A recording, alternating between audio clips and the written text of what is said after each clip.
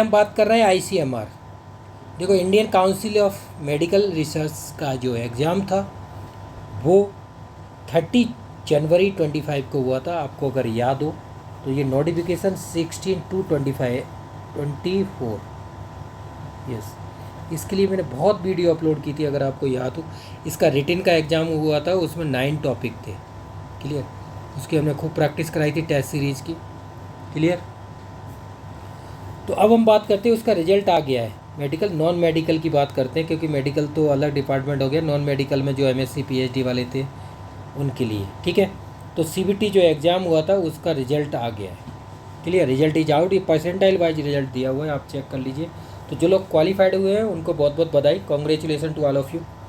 अब हम बात करते हैं इसका इंटरव्यू की, क्लियर। तो अब आपका जो सेक्शन है, जो परसेंटाइल वाइज क्राइटेरिया दिया हुआ है इन्होंने, आप देख सकते हैं। ये साइंटिस्ट भी non medical included 10 BRDC recruitment जो था मेरिट लिस्ट, ये 85 परसेंटाइल वाला है, ठीक है। और देखो कैंडिडेट 1 है तो परसेंटाइल 100, लेकिन इनका CBT मार्क्स इतना है, ठीक है। कैटेगरी इनकी OBC है, मार्क्स इतना है, परसेंटाइल इसका है। देखो परसेंटाइल डिपेंड करती है, जैसे 100 मार्क्स है, ठीक है ना। तो अब जैसे 100 मार्क्स में जिसके सबसे ज़्यादा मार्क्स आए, 100 में आए मान लो 90, तो वो उसको 100 परसेंटाइल माना जाता है। तो ये टॉपर है, इसके मार्क्स हैं आउट ऑफ 100 में 88.14 और परसेंटाइल 100 हो गया, ठीक है ना। इस हिसाब से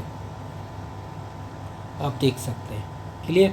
जो स्कोर हुआ था रिटन का उसके अकॉर्डिंग है, तो ये परसेंटाइल इसके अकॉर्डिंग दिया हुआ है। इसमें दिया हुआ है लिस्ट कैंडिडेट 85 परसेंटाइल और एबव है। तो ये आप देख सकते हैं लिस्ट, ये कैटेगरी जनरल और OBC का, ये देख लीजिए आप।